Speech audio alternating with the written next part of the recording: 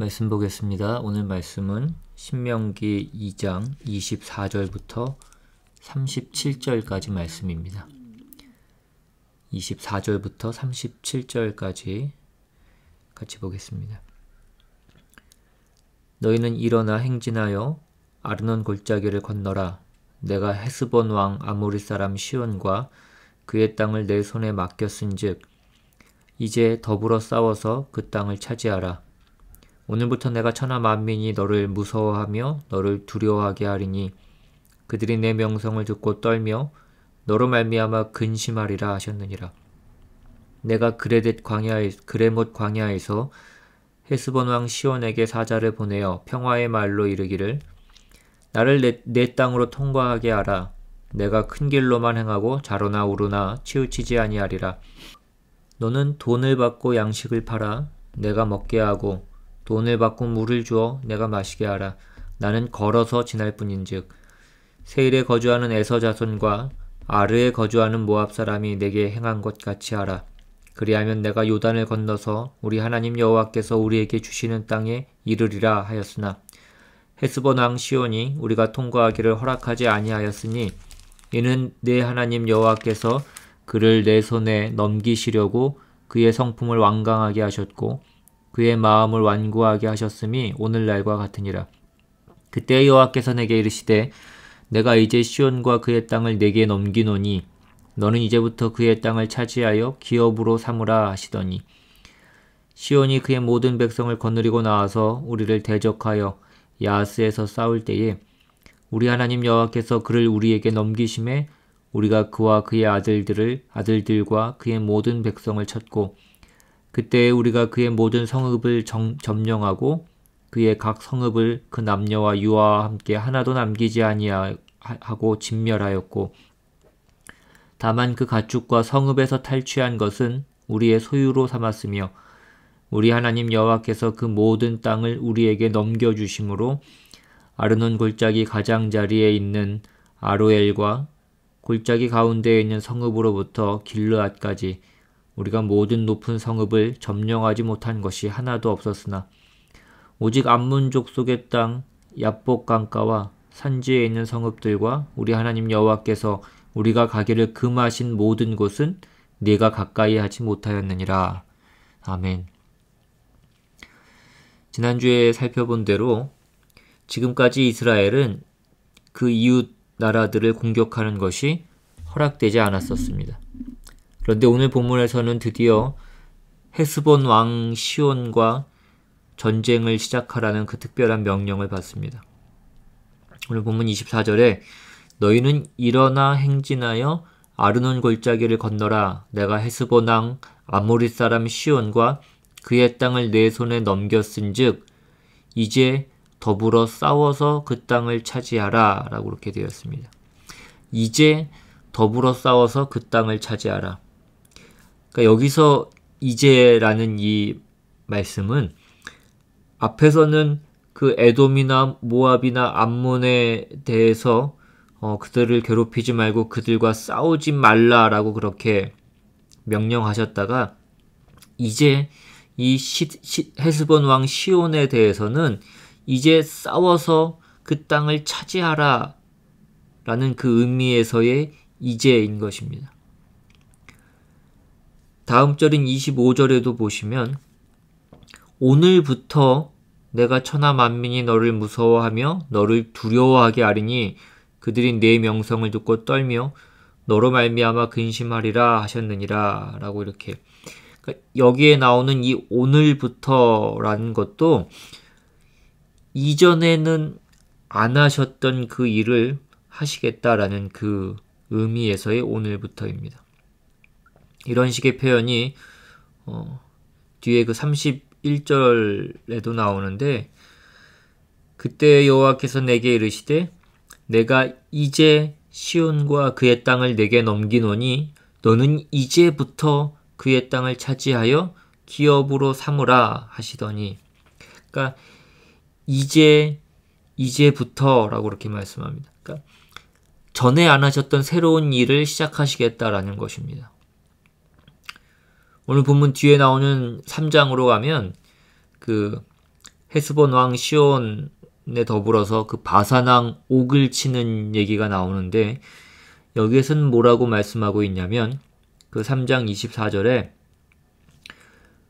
주 여호와여, 주께서 주의 크심과 주의 권능을 주의 종에게 나타내기를 시작하셨사오니 천지간에 어떤 신이 능히 주께서 행하신 일, 곧 주의 큰 능력으로 행하신 일 같이 행할 수 있으리까? 라고 그렇게 기록되어 있습니다.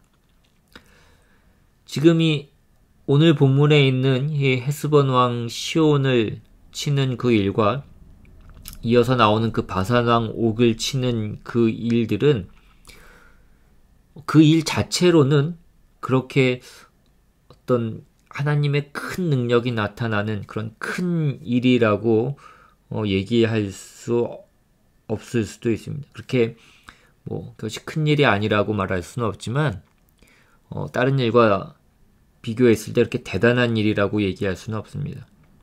그러니까 하나님이 이스라엘 백성들을 출애굽시키실 때에만 봐도 하나님이 그 애굽의 왕이었던 바로를 치고 거기에 10가지 재앙을 내리고 홍해를 갈라서 그 이스라엘 백성들을 구출해 내신 그 사건과 비교를 하면 지금 이 헤스본 왕 시온과 바산 왕 옥을 치는 이 일은 좀 전에 본 그 3장 24절에서 말씀하고 있는 바와 같이 그 주의 크심과 주의 권능과 주의 큰 능력으로 행하신 일이라고 할 만한 그런 일은 아니지 않냐 하는 것입니다. 전에 애굽에서 이스라엘 백성을 이끌어내실 때 행하신 그 하나님의 권능이 이것보다 훨씬 더 큽니다. 그런데 그럼에도 불구하고 오늘 본문은 이 헤스본 왕 시온과 바산 왕 옥을 치는 것을 예전에 애굽 왕 바로를 치는 것과는 분리해서 마치 하나님이 행하신 어떤 그 큰 능력의 일이 전에는 없었던 것 같이 하나님이 처음으로 이 이스라엘 백성들을 위하여서 무슨 일을 하시는 것 같이 이제 이것을 새로운 일로 그리고 큰 일로 그렇게 묘사를 하고 있습니다. 성경이 이렇게 이 시온과 옥을 친 것에 대해서 굉장히 큰 의미를 두고 언급하고 있는 그 이유가 뭐냐 하는 것입니다. 우리가 보기에는 이것이 그전에는 없었던 무슨 새로운 일이거나 하나님이 이제 새롭게 허락하시는 어떤 일인 것처럼 그렇게 보이지 않습니다. 출애굽 사건만 봐도 이것보다 더 큰 일, 더 중요한 일을 이미 그 이스라엘 백성들이 애굽에서 나올 때 하나님께서 행하셨습니다. 근데 그럼에도 불구하고 지금 모세는 이 신명기를 기록하면서 지금 이 사건이 이때부터 비로소 시작된 일이라고 우리에게 거듭 강조를 하고 있는 것입니다. 그렇다면 오늘 이 사건은 전에 있었던 어떤 일들과 어떤 면에서 다르고 뭐가 새로운 것이냐 하는 것입니다. 예전에 하나님께서 이스라엘 백성을 출애굽시키실 때 행하신 그 일 중에 어떤 것을 나타내는 대표적인 사건을 꼽으라고 한다면 하나님께서 그 홍해를 가르신 그 사건일 것입니다. 그 내용이 나오는 부분이 출애굽기 14장인데 성경은 그 사건을 이렇게 기록하고 있습니다. 출애굽기 14장 13절로 가보시면 모세가 백성에게 이르되 너희는 두려워하지 말고 가만히 서서 여호와께서 오늘 너희를 위하여 행하시는 구원을 보라. 너희가 오늘 본 애굽 사람을 영원히 다시 보지 아니하리라. 여호와께서 너희를 위하여 싸우시리니 너희는 가만히 있을지니라. 이것이 하나님께서 이스라엘 백성들을 출애굽시키실 때 행하셨던 하나님의 권능과 능력이 크게 나타났던 대표적인 사건입니다. 이스라엘 백성은 지금 홍해 앞에 서 있고 뒤에는 애굽의 병거가 그들을 뒤쫓아오는 그 위기일발의 상황에서 하나님이 그 능력을 행하셨던 놀라운 장면입니다. 그러니까 이것은 오늘 나오는 그 헤스본 왕 시온을 그리고 그 바산왕 옥을 치는 것과는 비교할 수 없는 하나님의 권능과 능력이 더 크게 나타났던 사건이라고 할 수 있습니다. 그런데 왜 오늘 본문에서는 이 헤스본 왕 시온과 바산왕 옥을 치는 문제에 있어서 이것이 이전에 이제껏 없었던 새로운 일인 것처럼 그렇게 말씀하고 있느냐 하는 것입니다. 오늘 본문 31절을 보시면 그때 여호와께서 내게 이르시되 내가 이제 시온과 그의 땅을 내게 넘기노니 너는 이제부터 그의 땅을 차지하여 기업으로 삼으라 이렇게 나옵니다. 그러니까 그 땅을 취하는 일을 이스라엘 백성의 손에 넘긴다고 말씀합니다. 이스라엘이 출애굽할 때 하나님이 행하셨던 일은 하나님이 이스라엘 백성을 위하여 홀로 싸우신 사건입니다. 너희는 가만히 서서 여호와께서 오늘 너희를 위하여 행하시는 구원을 보라 이것이었습니다. 그것이 그 이스라엘 백성들이 애굽에서 나올 때 행하셨던 하나님의 간섭이셨다면 지금은 그렇지 않다는 것입니다. 똑같은 하나님의 간섭이지만 애굽에서 이스라엘 백성들을 꺼낼 때는 이스라엘 백성은 그냥 구경꾼이었습니다. 하나님이 직접 그 일을 행하셨습니다. 그런데 이제 이 헤스본 왕 시온과 바산 왕 옥을 치는 사건에서는 물론 이 일도 하나님이 간섭하시고 하나님이 도우시고 행하시는 일이지만 그 일이 이스라엘 백성의 손에 의해서 이루어지는 것입니다. 33절에도 보시면 우리 하나님 여호와께서 그를 우리에게 넘기심에 우리가 그와 그의 아들들과 그의 모든 백성을 쳤고라고 되어 있습니다. 하나님이 이스라엘 백성들에게 그 일을 넘기셨다는 것입니다. 이스라엘 백성들이 홍해를 건널 때 그렇게 안 하셨고 애굽에서 10가지 재앙을 내리실 때는 그렇게 하지 않으셨습니다. 그때는 이스라엘 백성들마저도 구경꾼이었고 하나님이 홀로 싸우신 그 싸움이었습니다.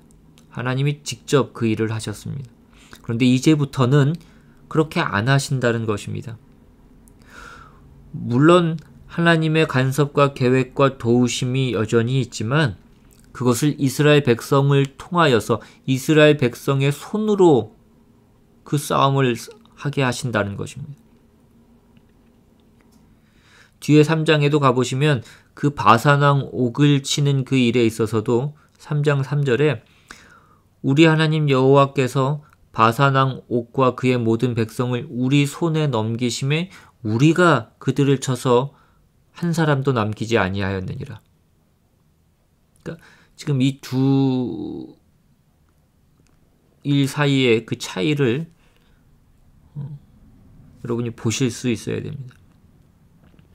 그래서 오늘 본문에 나오는 이 이제라는 말과 그 오늘부터라는 그 말이 그래서 등장을 하고 있는 것입니다. 그 전에는 없었던 일이 이제 벌어지고 있는 것입니다.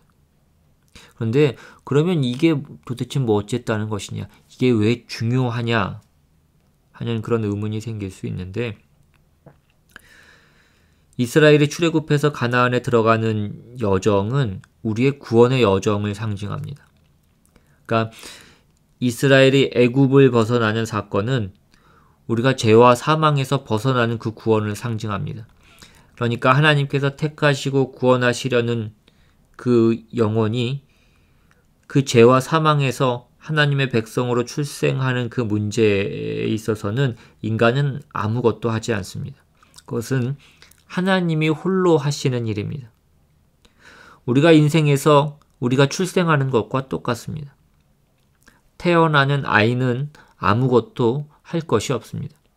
그러나 이 출생한 아이가 성장하는 문제, 즉 하나님의 백성으로 자라나는 문제에 있어서는 성도다운 자로 장성하는 그 문제에 있어서는 이제 그것이 우리의 싸움이라는 것입니다. 물론 거기에도 하나님의 도우심과 역사하심이 있지만 이제는 우리가 전과 같이 구경만 하고 하나님이 내 대신 싸워주는 식의 그러한 싸움은 없는 것입니다. 이 싸움은 이제 성도 당사자가 해야 되는 싸움이라는 것입니다. 우리의 구원의 과정을 어떤 수준에 관한 단계로 나눌 때에는 세 단계로 나눕니다. 아까도 말씀드린 바와 같이 출애굽한 것을 죄와 사망에서 벗어난 것으로 보고 그 가나안을 이제 영원한 천국으로 보면 그 광야길은 이제 그 과정입니다. 애굽을 벗어나자마자 이스라엘 백성은 더 이상 애굽의 노예가 아닙니다. 그러나 영원한 안식에는 아직 이르지 못했습니다. 그것이 지금 우리의 현실이기도 합니다. 이렇게 따질 때에는 그 가나안은 나중에 들어갈 그 천국을 상징하는 것이 됩니다. 그런데 우리의 구원을 신분에 관한 것으로 나눌 때에는 두 단계만 있는 것입니다. 죄와 사망에 속했느냐, 생명과 영원에 속했느냐. 이때에는 그 광야는 없고 애굽을 나오면 바로 가나안인 것입니다. 애굽에 속했느냐, 가나안에 속했느냐만 있습니다. 그러니까 이 문제는 이렇게 얘기할 때는 우리의 수준에 상관없이 하나님의 부르심을 받아서 하나님의 자녀가 된 자는 그 신분이 바뀌지 않는다는 것을 강조할 때 쓰는 것입니다. 우리의 신앙 현실이 어떠하든지 간에 지금 우리가 얼마나 연약하고 얼마나 실패를 하고 있는 가운데 있다고 할지라도 우리가 가나안에 속한 자라고 하는 그 신분은 바뀌지 않는 것입니다. 그래서 우리는 언제나 우리가 해야 될 그 싸움은 뭐냐면 그 신분에 관한 싸움이 아니라 수준에 관한 싸움을 하는 것입니다. 성도다운 싸움, 성도답기 위한 싸움을 하는 것입니다. 그 성화의 싸움을 우리가 해나가야 되는 것인데 이 성화의 싸움은 누구랑 하는 거냐면 외부에 있는 적과 하는 것이 아니라 언제나 내부의 적과 한다는 것입니다. 가나안은 우리의 수준의 단계로 나누었을 때에는 우리가 나중에 들어갈 그 영원한 천국이지만 신분적으로는 이미 들어와 있는 곳입니다. 그런데 그곳에서 해야 될 일은 평화를 누리는 것이 아니라 그곳에 있는 원주민과의 전쟁이라는 것입니다. 신명기, 지금 우리가 보고 있는 이 신명기 다음에 나오는 이제 그 땅에 들어가서의 그 내용이 나오는 여호수아서를 보면 그것이 전부 전쟁 기록인 것을 우리는 기억하셔야 됩니다. 그 원주민을 몰아내는 싸움을 하는 것입니다. 오늘 헤스본 왕 시온과 바산 왕 옥은 이스라엘이 아직 가나안에 들어가기 전인 그 요단 동편에 자리 잡고 있는 그런 나라였지만 본문에 보시면 그들은 아모리 사람이라고 그렇게 되어 있습니다. 아모리 족속은 가나안 여섯 족속 중에 하나입니다. 그러니까 그들은 가나안 원주민들인 것입니다. 그래서 하나님은 그들과의 전쟁을 허락하셨고 그 빼앗은 땅을 이스라엘 지파인 르우벤과 갓과 므낫세 반 지파에게 기업으로 주십니다. 그러니까 오늘 우리가 이 내용에서 확인해야 되는 것이 무엇이냐 하는 것입니다. 출애굽한 이후의 우리의 삶에는 우리가 해야 되는 그 싸움이 있다는 것입니다. 그런데 오늘 많은 사람들이 예수를 믿고 나서 우리가 당황해하는 것은 뭐냐면 왜 예수를 믿었는데 이렇게 힘드냐 하는 것입니다. 예수를 믿으면 우리는 이제 애굽에 있는 것이 아니라 가나안에 있는 것이고 가나안에는 우리가 싸워야 될 그 싸움이 있기 때문이라는 것입니다. 애굽에 있었을 때에는 오히려 그 모든 적을 애굽이 막아주는 것입니다. 우리는 그들의 종 노릇만 하면 됩니다. 그러나 애굽을 벗어나면 우리는 우리의 땅을 우리가 쳐서 빼앗아야 되는 것입니다. 우리가 예수 믿기 전에 하나님을 모르고 살 때에는 우리는 죄와 사망의 노예였습니다. 그때에는 그 사망이 우리 주변에 있는 다른 적을 막아줬습니다. 우리로 하여금 편안하게 죄 지을 수 있도록. 그러나 우리가 거듭난 후에는 우리는 우리 안에 있는 그 죄의 원주민을 몰아내는 그 싸움을 안 할 수가 없는 것입니다. 가나안 땅에 그 원주민이 있었던 것과 같이 하나님 자녀로 거듭난 이후에 우리를 기다리는 것은 어떤 평안과 형통이 아니라 구습에 젖은 그 옛사람을 쫓아내는 그 싸움인 것입니다. 그래서 예수를 믿고 나면 평안이 오는 것이 아니라 갈등과 고난이 있습니다. 물론 근본적으로는 우리의 영혼은 그 하나님의 은혜와 보호하심 가운데 그 평안과 기쁨을 누릴 것입니다. 그러나 우리는 이 싸움을 피할 수는 없다는 것입니다. 그래서 이러한 것들이 신약에서는 어떻게 나오냐면 에베소서 4장으로 한번 가보시면 에베소서 4장 22절 이하에 너희는 유혹의 욕심을 따라 썩어져가는 구습을 따르는 옛사람을 벗어버리고 오직 너희의 심령이 새롭게 되어 하나님을 따라 의와 진리의 거룩함으로 지으심을 받은 새 사람을 입으라. 그런즉 거짓을 버리고 각각 이웃과 더불어 참된 것을 말하라. 이는 우리가 서로 지체가 됨이라입니다. 그러니까 지금 25절의 이 그런직이 오늘 본문의 말씀으로 얘기하자면 이제입니다. 오늘부터입니다. 거듭나기 전에 우리는 아무도 그 거짓을 버리고 그 이웃과 더불어 참된 것을 말할 수 없었습니다. 그 죄악된 것을 놓을 수가 없었습니다. 그것이 위로 올라가서 17절부터 보시면 그러므로 내가 이것을 말하며 주 안에서 증언하노니 이제부터 너희는 이방인이 그 마음에 허망한 것으로 행함같이 행하지 말라. 그들의 총명이 어두워지고 그들 가운데 있는 무지함과 그들의 마음이 굳어짐으로 말미암아 하나님의 생명에서 떠나 있도다. 그들이 감각 없는 자가 되어 자신을 방탕에 방임하여 모든 더러운 것을 욕심으로 행하되.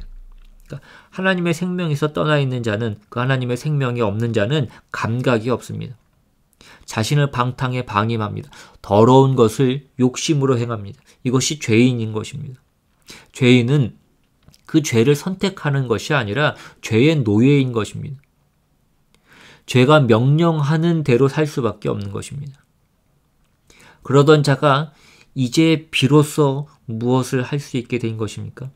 예수 그리스도로 말미암아 그 새 사람을 입은 자들은 비로소 25절 이하에 그런즉 거짓을 버리고 각각 그 이웃과 더불어 참된 것을 말하라. 이는 우리가 서로 지체가 됨이라.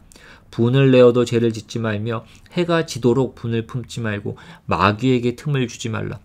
도둑질하는 자는 다시 도둑질하지 말고 돌이켜 가난한 자에게 구제할 수 있도록 자기 손으로 수고하여 선한 일을 하라.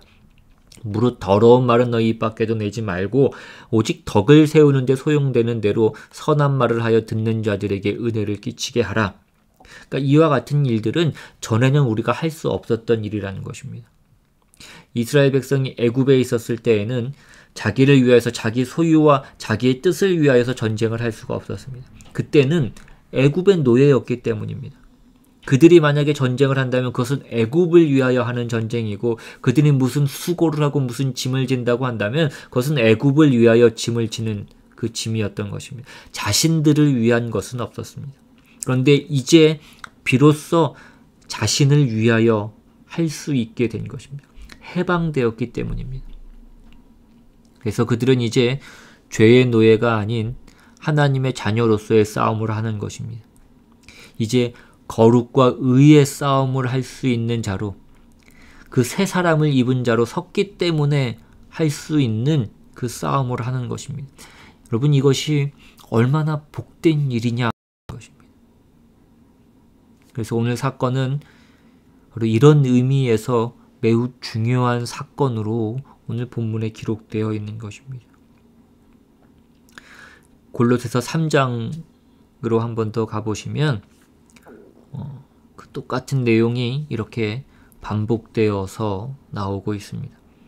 골로새서 3장 5절 이하에 그러므로 땅에 있는 지체를 죽이라 곧 음란과 부정과 사욕과 악한 정욕과 탐심이니 탐심은 우상 숭배니라. 이것들로 말미암아 하나님의 진노가 임하느니라. 너희도 전에 그 가운데 살 때에는 그 가운데서 행하였으나 이제는 너희가 이 모든 것을 벗어버리라. 곧 분함과 노여움과 악의와 비방과 너희 입에 부끄러운 말이라. 이제는, 그러니까 거듭난 다음부터는, 하나님의 백성이 된 다음부터는 우리는 이제 이 거룩을 위한 싸움을 할 수 있게 된 것입니다.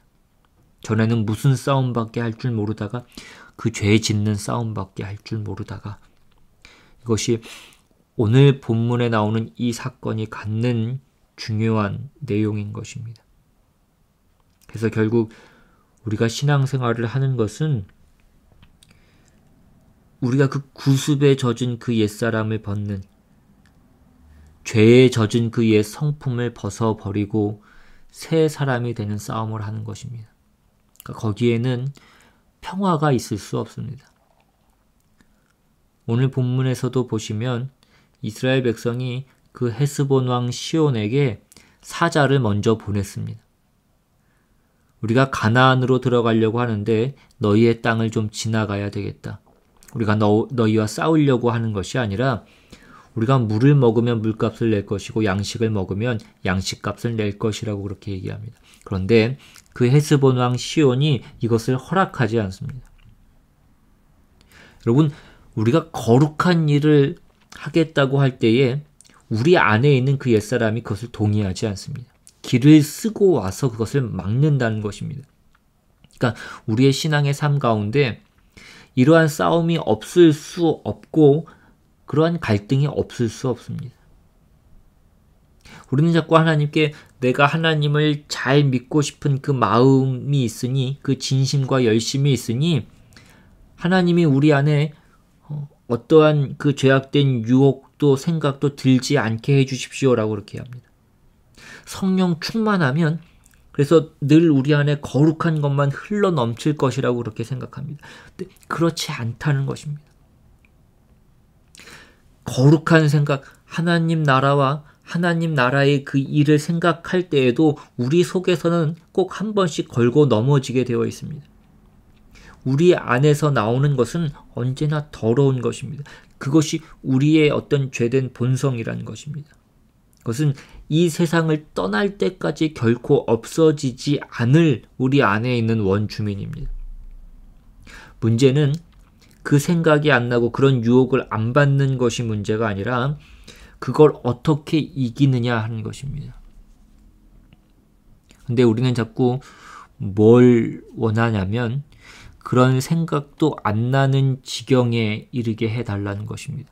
그러한 생각이 안 나고 그런 유혹을 받지 않는 환경을 달라는 것입니다. 마치 우리가 전 교인이 어디 수련회에 가서 아침에도 찬송하고 점심에도 찬송하고 저녁에도 찬송하고 기도하고 다 누구를 만나든지 다 방긋방긋 웃고 양보하고 그래서 여기가 좋사오니 하는 것과 같습니다. 신앙생활은 그런 것이 아니라는 것입니다. 신앙생활은 좋은 사람끼리 좋은 마음만 놓고 싸우는 데가 아닙니다. 신앙생활은 적들을 물리쳐야만 그 들어갈 목적지가 나타나는 그런 싸움을 해야 되는 것입니다. 원주민을 몰아내야 그 자리를 뺏을 수 있고 옛 사람을 몰아내야 그 새 사람을 완성할 수 있는 그 싸움을 하는 것입니다. 그래서 우리의 신앙생활은 고달픈 것입니다. 이것은 전쟁이기 때문입니다. 여러분, 우리가 예수 믿으면 가정이 평안하고 모든 사업이 잘 되고 모든 근심 걱정이 사라지고 모든 병이 낫고 자식들은 다 잘 되고 말 잘 듣고 내가 싫어하는 사람들은 다 망하고 그렇게 되지 않습니다. 예수 믿고 신앙생활을 시작하면 그때부터 전쟁이 시작되는 것입니다. 그 전쟁의 적은 누구입니까? 우리의 옛 성품이라는 것입니다. 구습을 쫓았던 옛 사람이라는 것입니다. 우리의 죄와 사망의 권세를 예수 그리스도가 물리치셨지만 그 뿌리는 여전히 남아있습니다. 우리는 그 남아있는 옛 성품에 젖어 있는 그 옛사람을 벗어버리는 그 싸움을 해야 되는 것입니다. 그 원주민을 몰아내고 그 뿌리를 없애는 싸움을 평생에 걸쳐서 우리가 해야 되는 것입니다. 이것이 때로는 힘들고 고달프지만 이 싸움은 필요한 싸움이고 우리가 이 싸움을 이김으로써 하나님이 우리에게 의도하시고 목적하시고 계획하신 그 거룩과 의와 완성의 자리에 가게 되는 것입니다. 우리가 그냥 우리 맘대로 이 세상 가운데서 놀다가 그냥 예수 믿어서 무슨 표 받아서 극장 들어가듯이 그렇게 그 주님의 나라에 들어가는 것이 아니라는 것입니다. 우리는 하나님과 함께 살 그 나라에 들어가서 살 사람으로서 부족함이 없도록 오늘 여기서 훈련받고 준비되어서 들어가는 것입니다. 이 싸움이라고 하는 것이 우리의 그 짧은 인생 동안에 그 영혼을 살 준비를 하는 것이라고 본다면 이 싸움은 너무나 가치 있고 보람되고 너무나 필요한 일인 것입니다. 우리가 하나님과 더불어 그 나라에서 영원히 살기 위한 이것이 준비라고 한다면 우리는 어떤 대가를 치르고 어떤 희생을 치른다고 할지라도 기꺼이 반응하고 준비해야 될 일이라는 것입니다.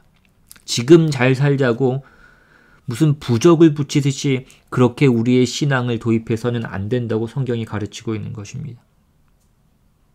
그래서 우리의 신앙의 현실은 어려운 것입니다. 하나님께서 예수 그리스도 안에서 우리를 옛 사람으로부터 새 사람으로 바꾸어 놓으셨습니다. 우리는 하나님의 자녀입니다. 그래서 이제부터 우리에게 남은 일은 무엇입니까? 이전에 하지 못했던 일을 하는 것입니다.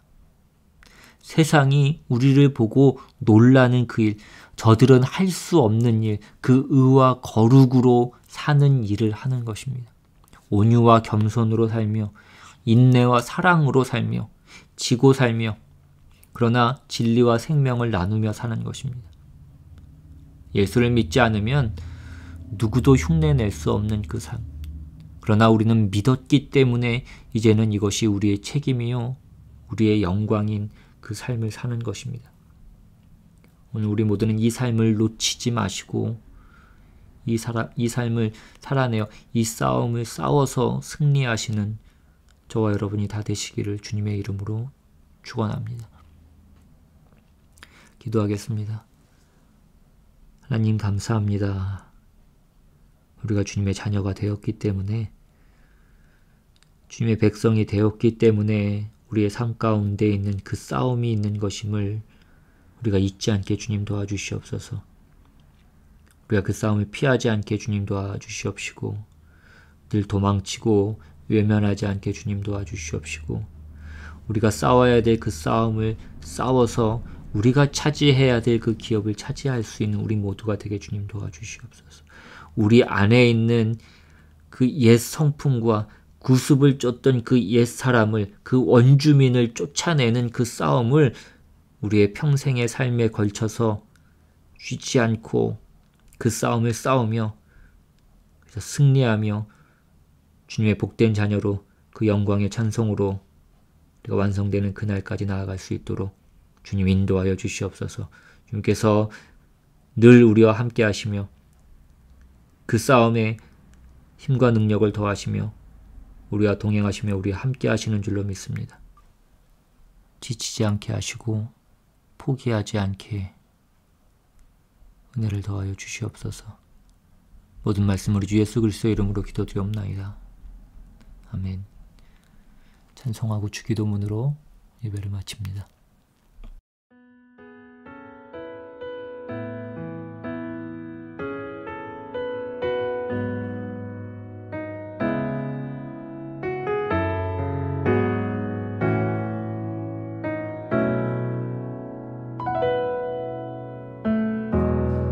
따스한 성령님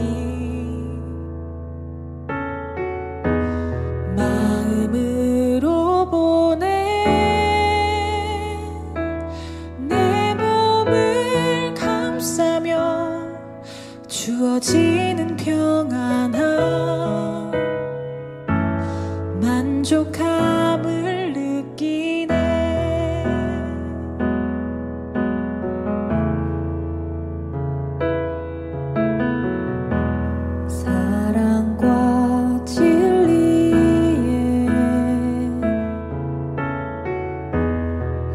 줄기 빛 보내 내 몸을 감싸며 주어지는 평안함 그 사랑을 느끼네 부르신 곳에서 나는 예배하네 어떤 상황에도 나는 예배하네 부르신 곳에서 나는 예배하네 어떤 상황에도 나는 예배하네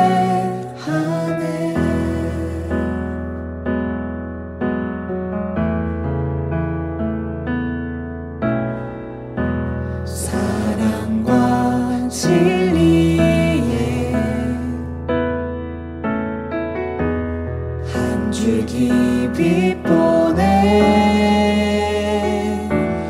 내 몸을 감싸며 주어지는 평안함 그 사랑을 느끼네 부르신 곳에서 나는 예배하네 어떤 상황에도 나는 예배하네 부르신 곳에서 나는 예배하네 어떤 상황에도 나는 예배하네 내가 걸어갈 때 길이 되고 살아갈 때 삶이 되는 그곳에서 예배하네 내가 걸어갈 때 길이 되고 살아갈 때 삶이 되는 그곳에서 예배하네 부르신 곳에서 나는 예배하네 어떤 상황에도 나는 예배하네 부르신 곳에서 나는 예배하네 어떤 상황에도 나는 예배하네 어떤 상황에도